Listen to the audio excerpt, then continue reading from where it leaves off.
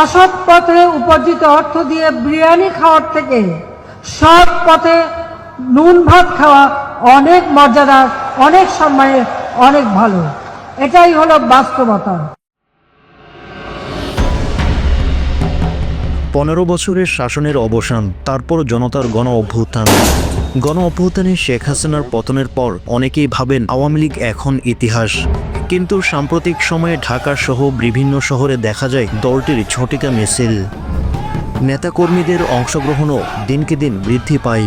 প্রশ্ন ওঠে এই মিছিলের পেছনে কারা? বিশ্লেষকরা বলছেন প্রশাসনের ভেতর ঘাপটি মেরে থাকা কিছু লোক আওয়ামী লীগকে গোপনে সহযোগিতা করে।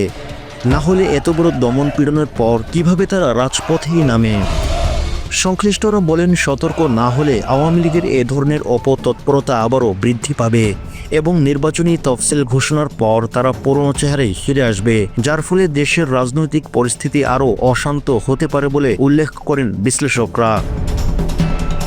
অন্যদিকে জাতীয় নাগরিক পার্টির মুখ্য সংগঠক হাসনাত আবদুল্লাহ তার ফেসবুক পোস্টে জানান, যেদিন থেকে আমাদের আওয়ামী লীগের অবস্থানে এবং কম্প্রোমাইজের রাজনীতির বিরোধিতাকে শিষ্টাচার বহির্ভূত বলা হয়, সেদিন থেকে আওয়ামী লীগের মিছিল বড় হতে শুরু করে। তিনি আরও সতর্ক করে বলেন, অতি শীঘ্রই আওয়ামী লীগ নিয়ে সিদ্ধান্তে আসুন, না হলে শিষ্টাচার বহির্ভূত আচরণ শুরু করতে হবে।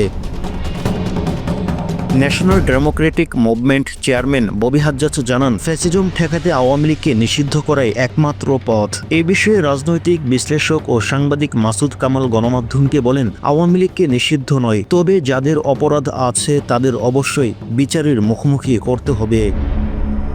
এদিকে গত সপ্তাহে রাজধানীতে অন্তত 4টি ঝটিকা মিছিল করে আওয়ামী লীগ। সর্বশেষ শুক্রবার উত্তরে আওয়ামী লীগ মিছিল করে। তবে সম্প্রতি সরকার নড়েচড়ে বসে এবং গোপন অভিযান চালিয়ে আওয়ামী লীগের ছাত্রলীগের বিভিন্ন সদস্যকে গ্রেপ্তার করে। স্বরাষ্ট্র উপদেষ্টা লেফটেন্যান্ট জেনারেল অবসরপ্রাপ্ত জাহাঙ্গীর আলম চৌধুরী জানান, পুলিশকে আওয়ামী লীগের মিছিল ঠেকানোর নির্দেশ দেওয়া হয়। পুলিশ ইতিমধ্যেই কয়েকজনকে আটক করে বলে জানান তিনি। ডেস্ক রিপোর্ট, সরেজমিন বার্তা।